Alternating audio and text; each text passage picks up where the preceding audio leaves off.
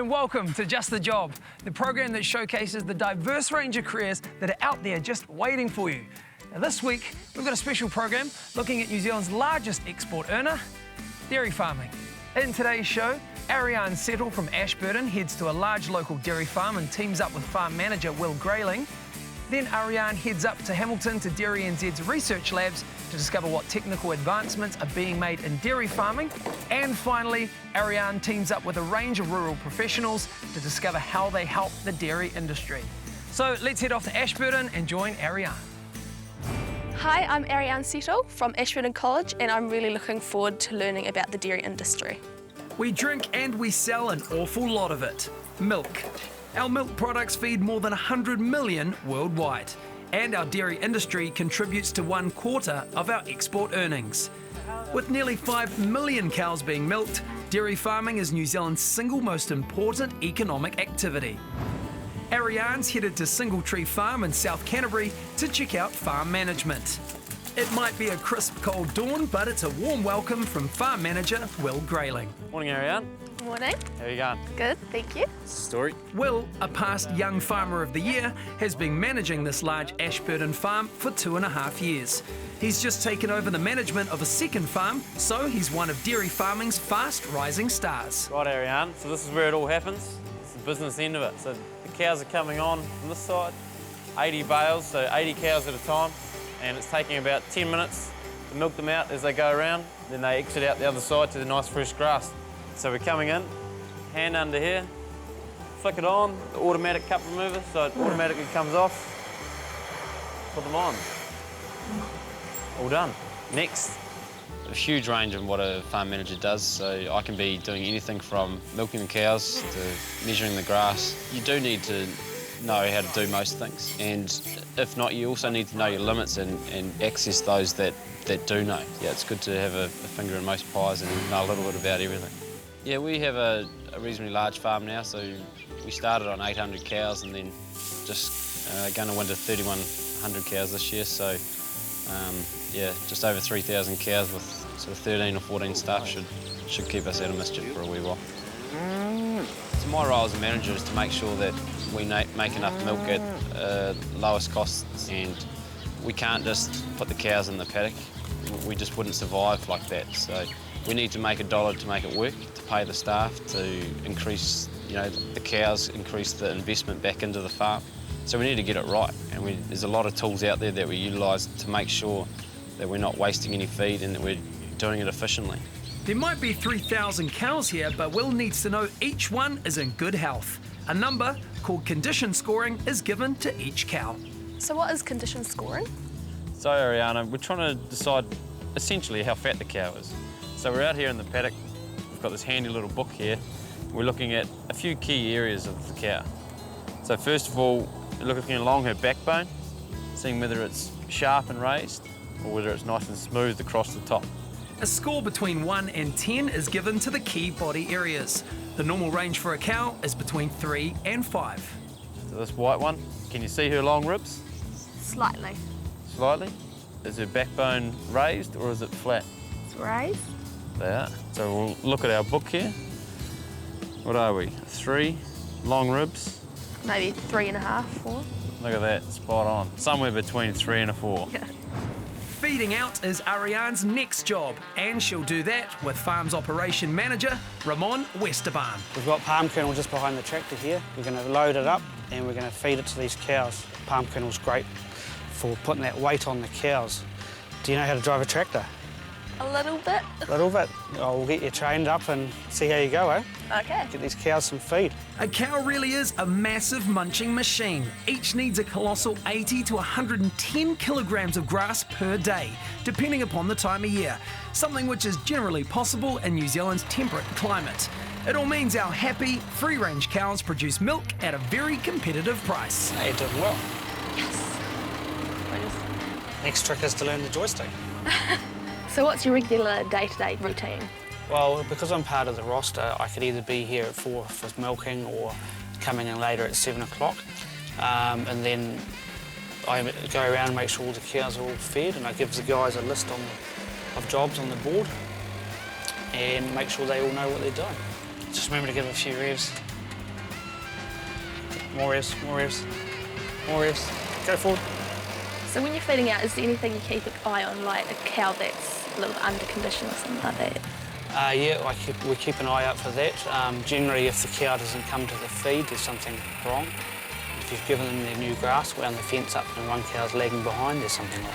Ramon's job of managing the day-to-day running of the farm differs from Will's job, which includes managing the team. You do have to have a lot of different personal skills and being able to handle other people because I can't do it by myself. So I've got to manage the team in an effective way that they're happy and they're productive. Most of all, I think you've got to understand it from the business side of things. We can't do it for fun, so we have to make sure that what we are doing is worthwhile doing. You've got to be a good numbers person, I think, and make a decision on the spot, see it. And sometimes it's not always a calculated decision. Sometimes you just got to back yourself and go with the gut decision, which is often the right one. Here we are, computer time. And software can be used to back those gut decisions. The laptop is hooked up to a probe embedded in the soil. The moisture levels in this paddock have been recorded and the trends can be seen. So where would you want it? What percentage would you preferably want it? We want to keep it between, we don't want it too dry, but we also don't want it too full, because if it's too full and it rains, it means we're wasting our irrigation water, which is really expensive. There's a lot of technology out available now. The main ones for me revolve around the pasture management and in allowing us to make better decisions out on farm to make more milk in the vat. This paddock needs more water. It's Ariane's job to turn the water on. Any personality traits can make a successful dairy farmer, and for me it's about enjoying being outside, enjoying working with animals, and enjoying a physical challenge. It's physical. Go nuts, go hard. That'll do. I'm not doing that again. Owning or working within a business that you can see right from when the cows eat the grass to harvesting the milk, that drives a lot of satisfaction. And then the further up you get, the more involved you get around financial side of it and staff management, and all those things are a huge challenge. And yeah, it's people that enjoy a good challenge and enjoy the rewards from those challenges that I think are suitable to dairy. So it sounds like the cows think it's dinner time, so we better wind the reel up and say goodnight to them and give them some food, eh? Okay. It's been a really full-on day for Ariane, and she's certainly earned her dinner too. I've really enjoyed my time here today at the farm. I've been up since too early, and next I'm going to Hamilton to learn about agricultural science. Dairy NZ's purpose is to enhance the profitability, sustainability and competitiveness of the dairy industry. Funded by farmers, the annual budget of more than $60 million provides funds for research, development, training, disease control and education. Ariane will be meeting 3 specialists. Hi, nice to meet you. Nice to meet you too. I'm Ariane. Jane Kay is one of Dairy NZ's research scientists. First, Ariane heads to Live Farm, one of the research facilities. So this is a Dairy NZ research farm, so it acts exactly like a normal commercial farm. The cows are milked, the tanker comes in and collects the milk, every day. There's so much more that goes on here than what you'd ever see on a commercial farm. In this shed, it's possible to monitor the feeding regime of an individual cow. So what we have is this as a transponder, and the cows wear this around their neck. And what it allows them to do is this transponder will only open one gate. So the cow can walk up to that gate, and what will happen is the transponder sits here, and it will then allow that gate to open, and she's got access to her feed. And not only what goes in can be measured, in this basement, bags collect what goes out. What we can do here is we can have the animals upstairs and we attach the chutes to them, and so in this bucket here we can collect all their faeces, and in this hose here we can collect all their urine. We'll have a group of cows that we will split into different treatments depending on what the research project is. So we've got one experiment running at the moment where we're looking at 2 different feeds. So we're looking at feeding cows maize grain, which is a high starch feed, or feeding cows palm kernel extract, which is a high fibre feed. It's milking time, and these are the cows taking part in the feed trial. So this is where we collect all the milk from the cows. So each cow has an electronic ID, so when she comes onto the platform, it'll record that she's in that particular bale, and then what we can do is these milk meters collect a proportion of the milk that cow's producing. First, Ariane learns how to provide samples for fat and protein content testing. Number. Have a look down the spreadsheet. 1149. Because the dairy farmer is paid for the milk solids, which is the fat and protein content of the milk, we can test those each week in the cow, and we know that the effect that the treatment is having on that milk solids and how much that would be worth to the dairy farmer out on their farm. So a big part of the research projects that we do is not only looking at the milk that the cows have produced and the grass that they've eaten, but also we try and get an understanding of what's going on within the cows.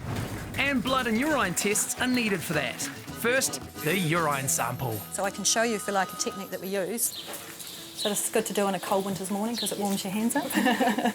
Well, there's no sample today, so Ariane moves on to blood. So it's really a very simple process. We just have one of these, it's a needle holder, and we put in a needle in the top of it. 3 samples have to be collected for differing tests. Do you want to go and see? Yep. Okay. But just when you're not expecting it. So we've got our sample in the end. Now back to getting some blood. So if you just give that a good wipe under there and make sure it's clean. And what we do is we just push in the needle in there, and when I push that in, get blood in there. Blood provides information on energy levels. I really enjoy the research part. I enjoy, actually doing the research, but I really enjoy interacting with farmers and interacting with rural professionals, so vets and consultants. We spend a lot of time talking to farmers at workshops and at field days. We write articles for journals that farmers read. We also talk in front of other scientists who will critique the research that we've done and make sure that it's robust. Ariane's on a steep learning curve, but there's more. Next, she's growing the bacteria that causes mastitis with researcher Nicole Steele. Mastitis is an inflammation of the udder. There's a simple test to show its presence, even if there's no visible signs. And basically you can use it right beside the cow, and you can find out whether the cow might have a subclinical infection or not by taking a sample of milk and adding some detergent. If the milk goes gluggy, the cow has mastitis. Dairy NZ is not all about the cows. The demonstration wetlands area has been planted to show ways to keep pollution out of New Zealand's waterways. With proper planting, 90% of the damaging nitrogen can be filtered out. There's pasture management studies too. Ariane's hitching a ride to a pasture program on a whole drop harvester. Scientist Cahill Wims specialises in pasture management. We're quite lucky that we have perennial ryegrass. It's an adaptable pasture species, and it can grow across in a wide range of environments and soil types. However, it has some limitations. For example, as you've seen, it doesn't grow so well in summer dry areas. It's really struggling for moisture, and as a result, there's virtually no feed available in this paddock here for dairy cows. So part of the research at Dairy NZ is looking at alternative species. In the paddocks alongside are 2 different crops, lucerne and chicory. These long-rooted plants are faring much better than the ryegrass. So Ariane, today I'm just going to show you how to use the plate meter. It's a tool we use in research trials for measuring the height of pastures. After we switch on our plate meter and set it to 0, we take a plonk. We call them plonks every four steps. Here, I'll give you a go. The plate meter readings indicate the chicory is ready for harvest. For example, the Haldrup is a tool that we use here.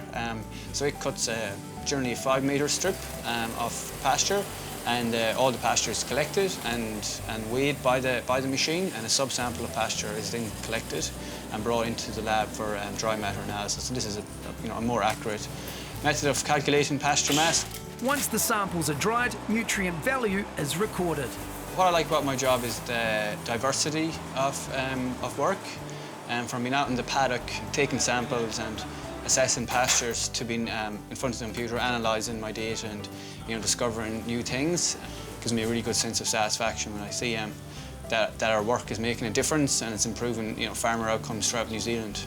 So from pasture to animal health, milk solids to environmental studies, Ariane's had a wide-ranging look at the work of Dairy NZ. Now I'm going to be going home to find out what sort of professional help a dairy farmer can get. Well, Ariane's certainly getting to grips with the dairy industry, and after the break she's back on the farm helping resolve a few problems. But first, here's Hannah from Careers New Zealand. Thanks, Clinton. Farming today is crucial for New Zealand's economy, and we need more young people to enter this exciting, rewarding and healthy industry. But no matter where you're heading, the Careers New Zealand website can help you plan your career. Our independent courses database is New Zealand's biggest and is a great place to discover and compare all tertiary and training study options. Check it out at careers.govt.nz. Thanks, Hannah. After the break, we're back on the farm with Ariane. Don't go away. Back home in Ashburton, Ariane's meeting Dairy NZ's consulting officer for Central Canterbury, Juliet Lee. So are we going to Will's farm now? Yeah, we can go right now. We'll just jump in the car and we'll head on out there. Juliet spends a lot of time on the road. So what's your job role? So as part of my work with Dairy NZ, I work with farmers daily on making decisions. Some of those decisions are financial, some of them are about cows and grass, and some of them are about people management. So my job as a facilitator is to really control the flow of information coming from the research and development teams down into the farmers' minds, but also the flow of information back to the research team about what it is that farmers actually want to be finding out. Ariane's heading back to Singletree Farm, where Juliet's organising a group discussion about body condition scoring. So this is my office, pretty much. I basically live out of here. This is what I call my go box. It's my lifeline, so I keep everything in here that I need, pens for presentations and that kind of thing. So with our meeting this afternoon, it's really important that we use the best information at hand to display our recommendations. So that's why we always try and get as many people involved as we can in the conversation. So a lot of our recommendations will be around grouping cows into mobs that are sort of similar weight. We've got other farmers, so people actually on the ground managing the properties, and then we can have input from me as sort of a chairman of the meeting. So now it's really important to think about, what does the farm need to do about this distribution of cows that they've got. So people management and human resources is a massive part of our industry. So it's really important that if you've got skills in those areas, that there's actually a place for you in the dairy industry. Also at the meeting is rural banker Andrew Smith. He's here to run over the figures for an expansion option for the farm. Yeah, the production's going pretty well this year. A good part of the job is talking to clients, dealing with both corporate businesses and also family businesses. The relationships we have grow very quickly because we're talking about money, and money, once you have a trust to talk about that, it seems you can talk about anything. The farming tradition of Canterbury is wheat, but that's changing. Converting wheat farms to dairy is a big but highly expensive business. Would-be dairy land is now costly. Infrastructure requirements such as cow sheds and irrigation could burn up many millions. Ariane's headed to a farm that Will could buy into and then convert to dairy. So when would you give it the green light? To give you an idea, the bank lends on three key components, so that's viability, security, and the last one's personal factor. Do we believe that you'll do exactly what you've told us you will do, and do we believe you have the skill? It's fantastic to see clients doing well. The dairy industry over the last couple of years, or probably 10 years, has really boomed, and we're in the peak of it now. No farmer could ever be without this rural professional, the local vet. Susan Geddes specialises in small animals and dairy cattle. For 80% of the year, you never know what you're going to do till you get to work. But generally it's turn up to the job, and you might get a few clients call up about, a sick cow that they want you to see, or a blind cow. Susan first shows Ariane how to check the cows for pregnancy. Today we're just going to be scanning a few cows. So this is our scanner here, this is the headset, and this just shows the same picture that's going to be on the screen. So we've got the probe here which goes in the bottom of the cow, and then it shows us what's underneath the rectal wall underneath, so we can see the uterus. Great care needs to be taken when using an ultrasound probe like this. It can easily damage a cow's rectal wall. And there's the calf there. You can see the heartbeat there as well. That's really cool. So is that probably its heart or something? Yep, that's the calf. When the cow calves, she'll produce more milk.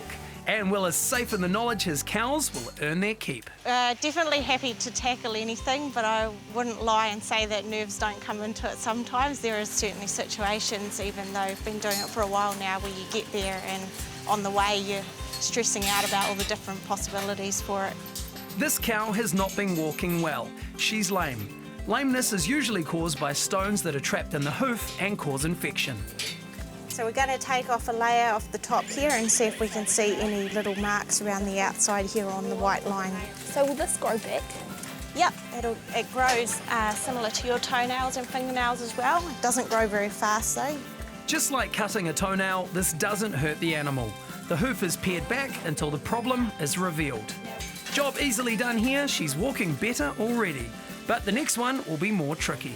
I guess the good thing with cows is they can't tell you what's going on, and you might say what's good about that, but you don't have someone telling you 15 things of what it might be. The infection is bad. She'll need antibiotics and a shoe to assist walking will be fitted.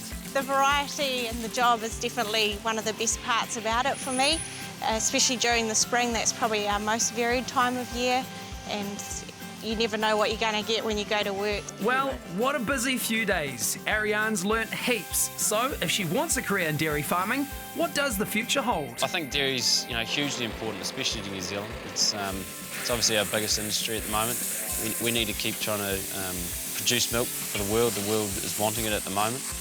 The demand out there for highly qualified people that can step into high-performing roles is getting higher and higher. So I think tertiary education is essential in that.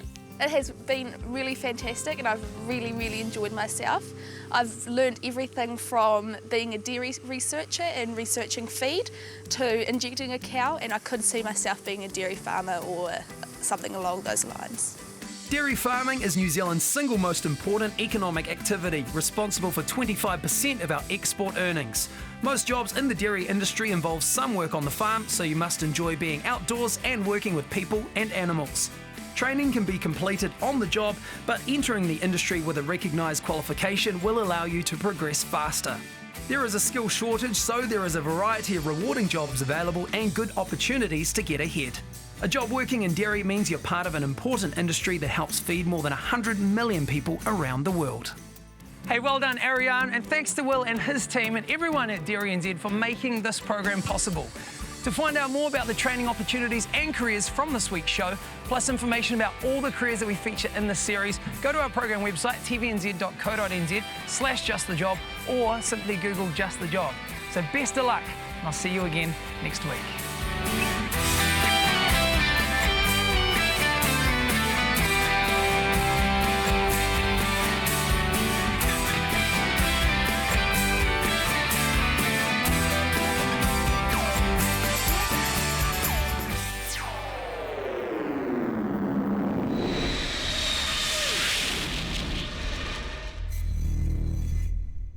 Supporting local content so you can see more of New Zealand on air.